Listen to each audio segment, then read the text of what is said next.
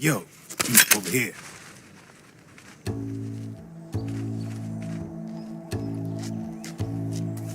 You. Come on, hop in. It's getting rough out there. I don't think so.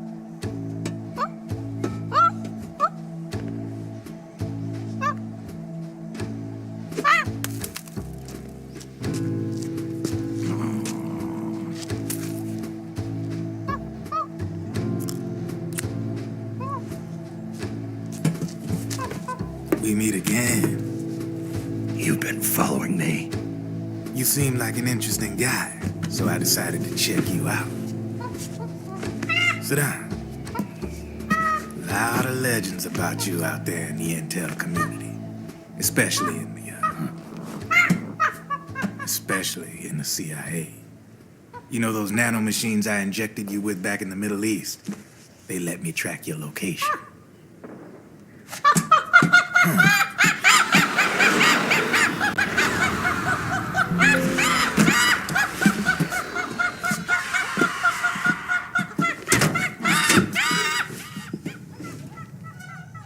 Figures. The B&Bs are here. Things are about to get hairy. B&Bs. You never heard of them? They're Beauty and the Beast. Together they're called the B&B Corps. They're a squad of enhanced female soldiers, belong to the PMCs. Anytime there's a mess that needs cleaning up, they're on the scene leading the elites. That's a female. Probably freelancers hired by the PMCs. They run out of a separate parent organization. Guess it's time for good old Drebin to let you in on a few things. Ever since you showed up in the Middle East, the B&B Corps has got orders to kill. Their #1 priority is to eliminate some guy on sight. A guy named, Solid Snake. But from where I'm sitting, Old Snake seems a little more appropriate. Old, huh? Cheer up. That's the bad news. Word on the street says that beneath those ugly-ass suits, the B&Bs are real babes. Drop dead gorgeous. They also say each one of them's been traumatized by war. Badly. They weren't even soldiers to begin with, you know. More like victims of war. They suffered shell shock on the battlefield. Post-traumatic. It damaged their minds pretty much beyond repair. So the only way they could cope with the reality of battle was to become war machines themselves. The remnants of their human side are buried deep within. The beast, that's what you see on the outside. War transforms a snake into beasts.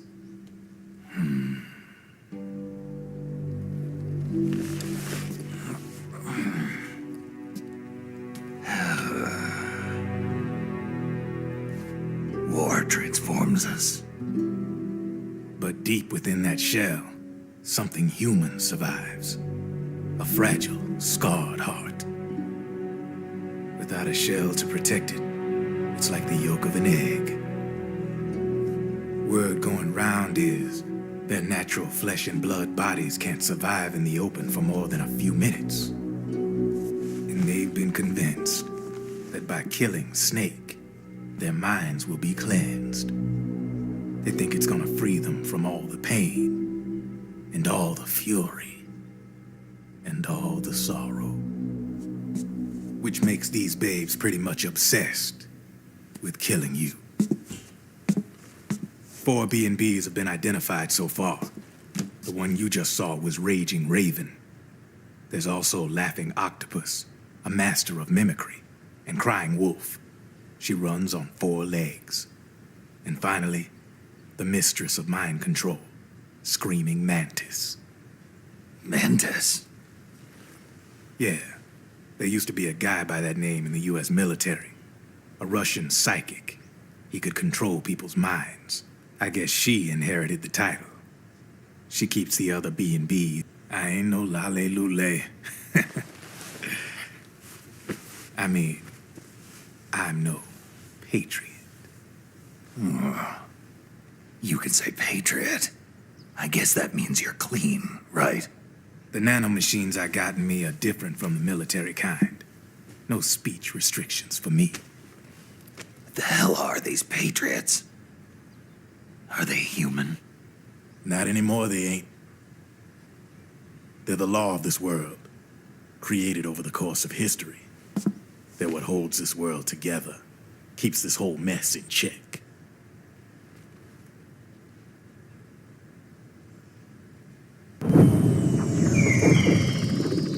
The Patriots are America, the world's greatest military power.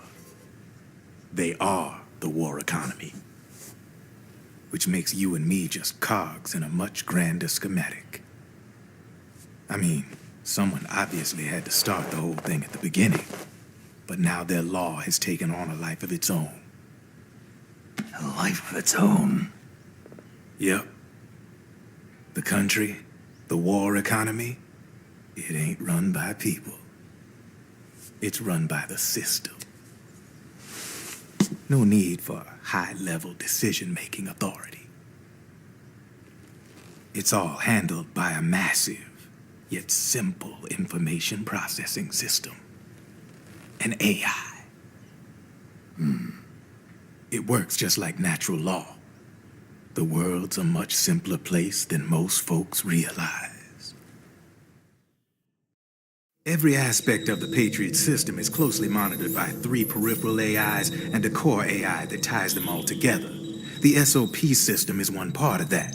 It's all backed up by a foolproof control system. So not even yours truly can sneak inside the Patriots' AIs. What if, hypothetically, someone found a way? If they could fool the IDS. I guess they could use it as a haven to lay low. Haven? You know, like a tax haven. In the internet society, we have net havens, data havens. A haven is someplace where social conventions and the rules of the net don't apply.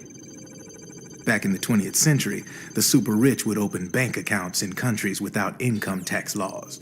Not a bad way to evade. All right then. You need me? Just give me a ring.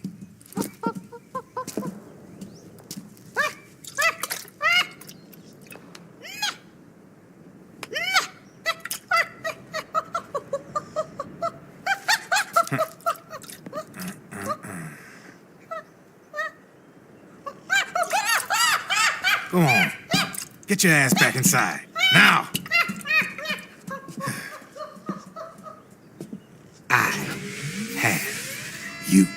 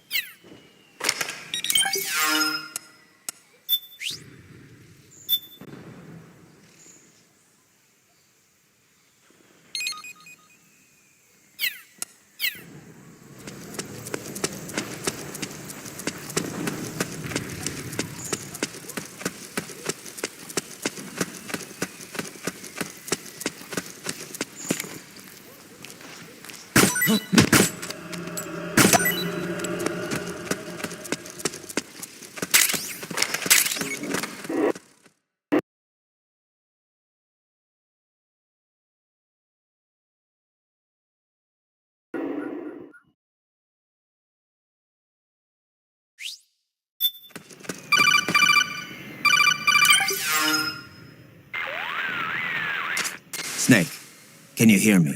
This is Jack, isn't it? I am Raiden. Jack is no more. Where are you now? I'm right beside you. Raiden, where have you been all this time? What have you been doing? On a mission. Finding something. For someone. Finding what? The corpse. Of Big Boss. What? I was asked to do this in exchange for Sonny's location. Liquid? No. The leader of a small resistance group. Her followers call her Matka Pluku. Matka Pluku. Big Mama. We'll finish this later. I'll follow your trail and catch up with you. Wait, what about Big Boss's body? It's with her now. Her? What's going on, Snake? Rose, I just got a call from Raiden. It sounds like he's close by. Jack? Yeah. Did he seem okay? Yeah, as far as I could tell from his voice. Really? That's great. Snake, I have a favor to ask. What? Don't let him know I'm involved in this operation, okay? I think it would be best to just leave him alone for now. What happened between you and Jack? After the big shell incident, he became unstable. Memories began to resurface from his childhood when he fought for Solidus in the Liberian Civil War. And in the midst of all of that, the baby we had together, it hadn't even been born yet. Jack slowly stopped coming home. And when he did, he'd be dead drunk, sometimes covered in cuts and bruises. Roy was worried. He was Jack's commanding officer. But Jack just avoided him. I was all alone. And Roy was so kind to me. He's the one who encouraged me to become a counselor. I know it sounds like I'm making excuses, but I needed to get over it. To move on with my life. I'm worried about him, of course, but I'm also afraid of him. All right. I'll keep my mouth shut. Thank you, Snake.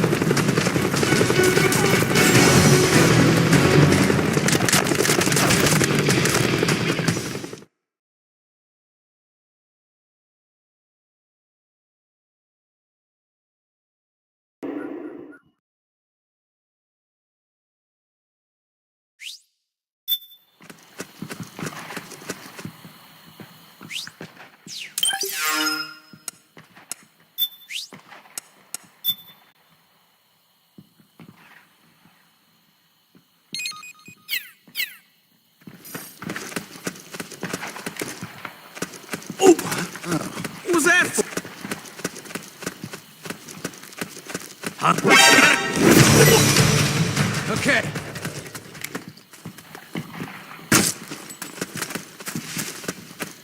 Let's go.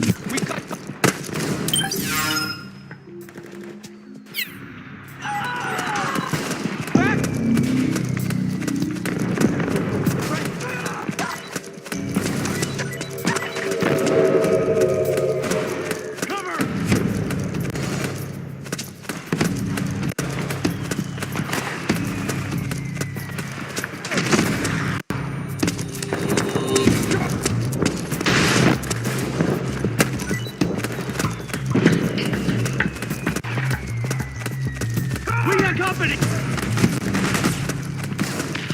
Go, go, go!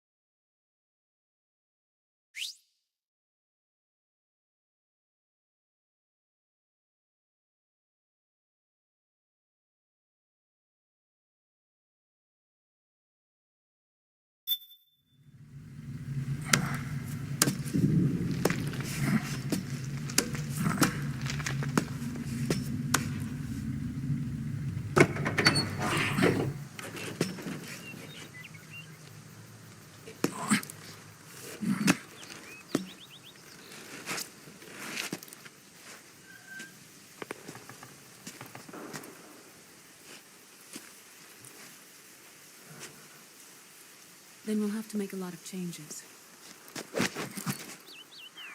Yes, that's right.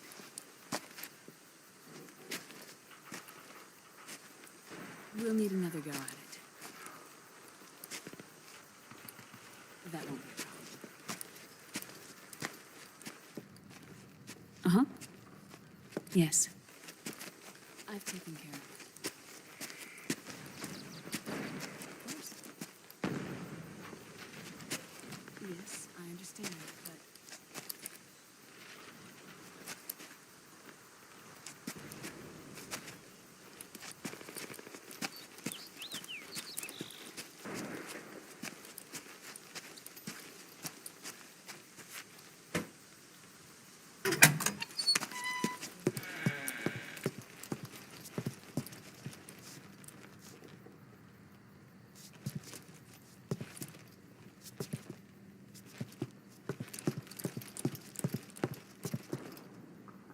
Yes, the next test.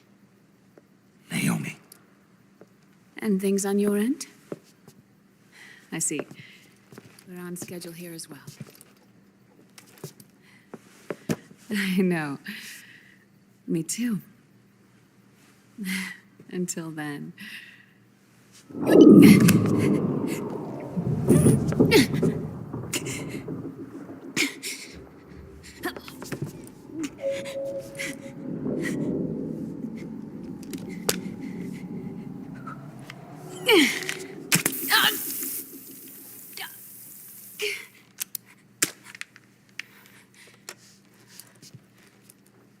Naomi.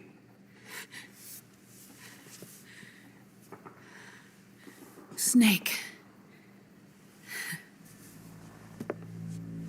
I knew you'd come. You and I, neither of us can escape our fate. I haven't seen you since Shadow Moses. How long? 10 years? 9. And Dr. Emmerich, is he with you? Why?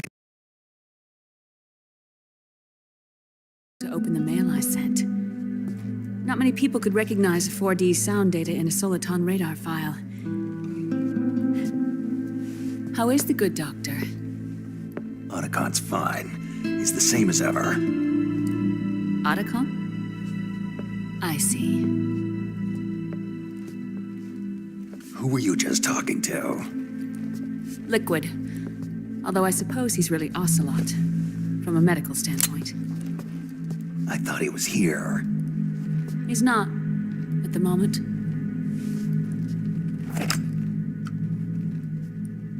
Where are all the guards? They know I won't escape. I'm powerless to resist. I have no choice but to cooperate.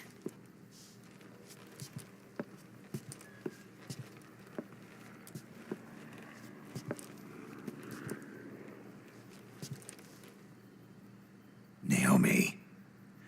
What happened in the Middle East?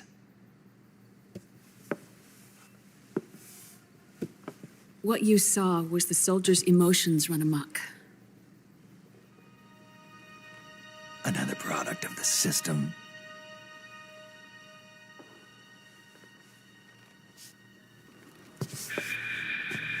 You don't trust me? I'm not sure yet.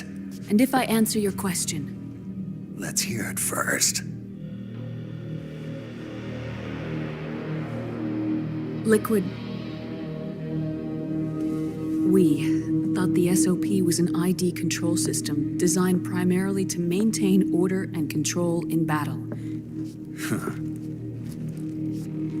And we were right. But only partially. SOP had another function. To control people's senses. The nanomachines inside soldiers' bodies adapt to different conditions, promoting the release of neurotransmitters, hormones, and stimulants, giving them an edge in battle. They can create an artificial combat high by releasing endorphins at the same time a soldier kills an enemy. Or they can suppress hormones to neutralize the soldiers' emotions, prevent them from panicking and engaging in friendly fire or needless massacres. It's all controlled by the system's core AI. It artificially controls the soldier's pain, emotion, senses. In other words, the essence of his being. The skyrocketing demands of the war economy have fueled the demand for more soldiers and more fighting. This in turn led to the development of technologies to rapidly improve their combat abilities and control their actions. The system ensures a steady supply of battle-optimized soldiers at a minimum of cost. But you, of all people, must understand, Snake, that unlike combat technique, a soldier's senses can't be taught. They must be earned through experience. Does this have something to do with that test of yours? The goal was to release the soldiers' nanomachines from the system, but we didn't know about the mental control. And the nanomachines went berserk? No. Our test was a success. At least it confirmed our hypothesis at the time. Just as we predicted, the nanomachines stopped functioning, and the PMC soldiers were freed from the grips of the system. But the moment the system stopped, all the pain and fury and sorrow, all the trauma and stress, all the hatred, regret, guilt, all the sensations that had been suppressed were unleashed within their hearts. Their memories, unlike their senses, weren't erased. Each enemy soldier they'd killed, each lost comrade, each threat of violence against the innocent, every act of war they'd committed was etched firmly in their hearts. In suppressing the user's mind, the nanomachines exact a heavy burden on his heart. The user's body rejects the nanomachines. This reaction must then be suppressed with drugs. Before the user knows it, his mind is in complete shambles.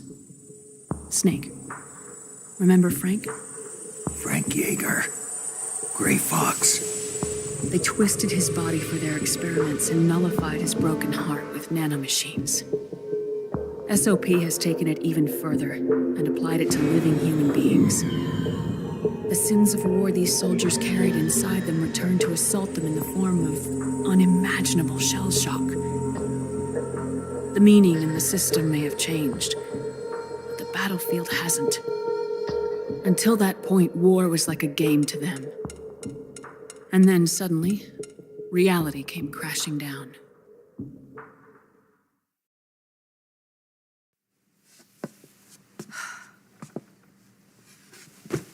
Ordinarily, our hearts are hardened through experience.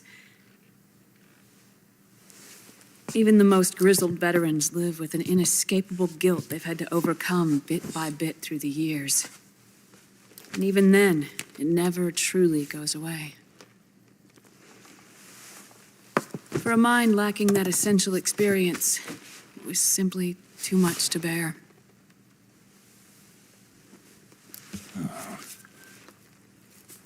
But what about me? I've never been under the system's control.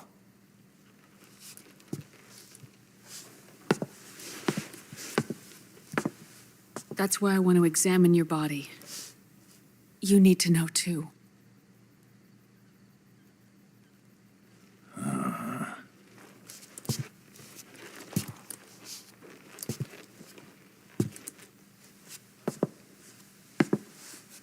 All right, Snake.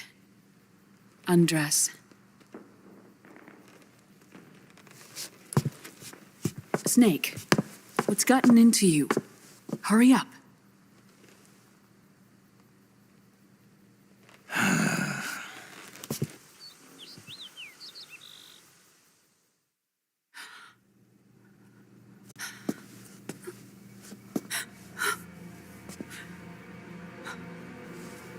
Oh my God. Snake.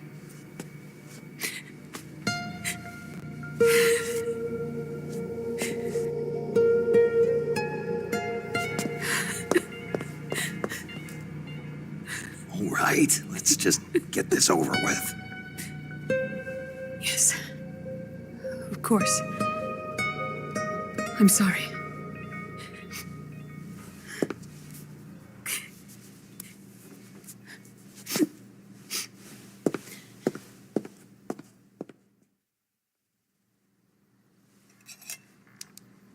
Snake, do you remember what I told you in my video mail about the first generation of nanomachines? The ones you stuck me with at Moses. Yes. The nanomachines are recharged by your body heat. They won't stop functioning until they're all extracted. Or until you do. Most of them were lost through bleeding and excretion, but around 30% still remain inside your body, attached to your cells, not finished yet. The first generation were never ID registered, so they don't react in the same way as the SOP nanomachines. Ready? But they may be interfering with your body and with your heart. So, does the aging have something to do with Fox dye, too? No. Your telomeres were intentionally set up to be short, regardless of the age of the original. One of the genes that inhibit reproduction and aging, the Clotho gene, was intentionally mutated as well. But more importantly, your chromosomes, like liquids, were provided with terminator genes to prevent them from making copies. Why? Your clones created for one purpose: war. And so, in order to prevent you from being abused by clients or stolen by the enemy, they shortened your lifespan and removed your ability to reproduce. It was a safety device to ensure that the seed of Big Boss didn't end up in the hands of others. The reason you're aging so rapidly isn't because of disease or faulty research or Fox dye. It's how you were born. It's your natural lifespan.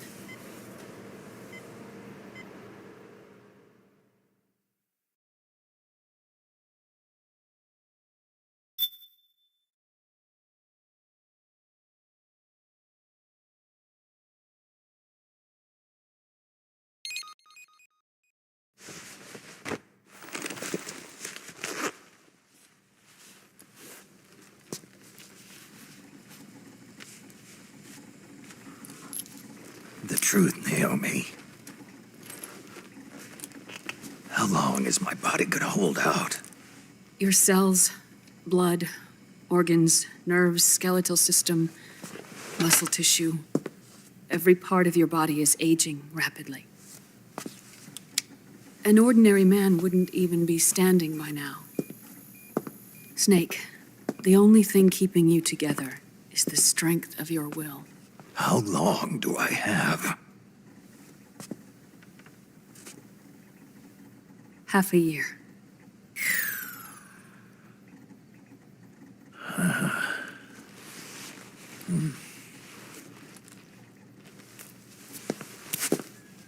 Don't.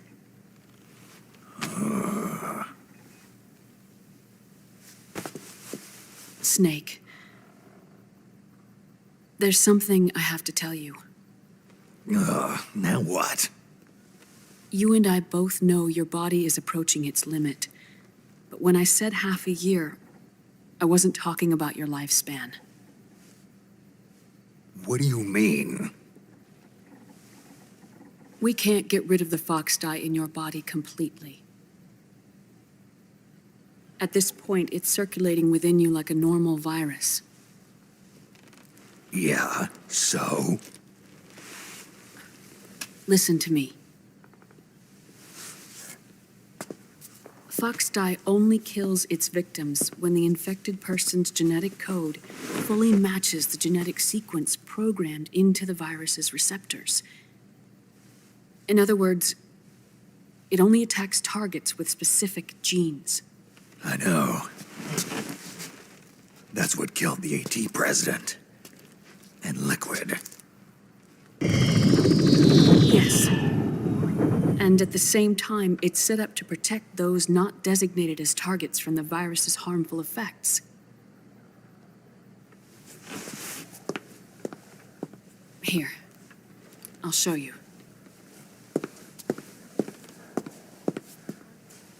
The receptors on the Fox dye inside your body are breaking down. The rapid aging process is changing the environment within your body. As a result, the virus is starting to mutate. The viruses on the left are Fox dye in its original form. The ones on the right I took from your body. They're already mutated. The receptors, they're wearing down. Meaning? This mutated version of Foxdie could activate even if the infected person's genetic pattern doesn't perfectly match the receptors. Which means the virus is becoming indiscriminate about what type of target it kills.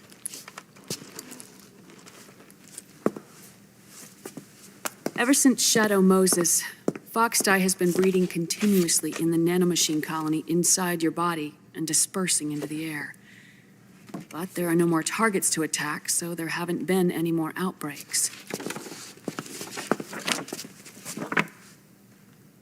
However, if the receptors continue to wear down, it'll become a killer virus that attacks untold numbers of victims.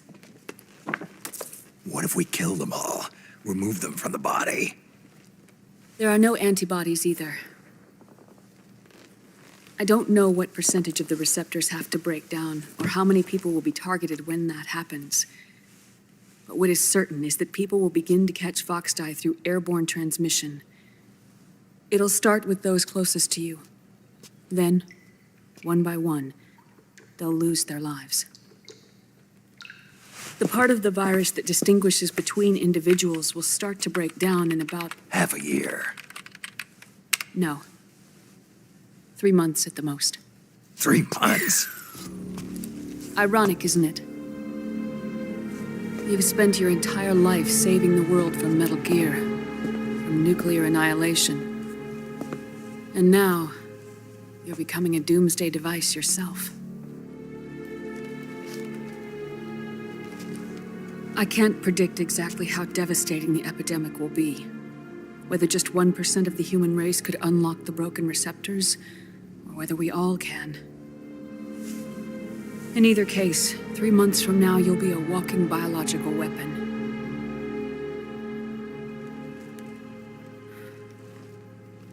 If it were up to me, you'd be quarantined already.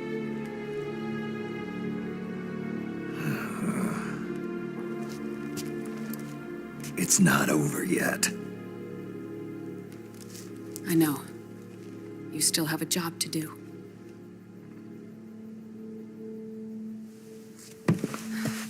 You have 3 months. Still enough time to think once all of this is done with.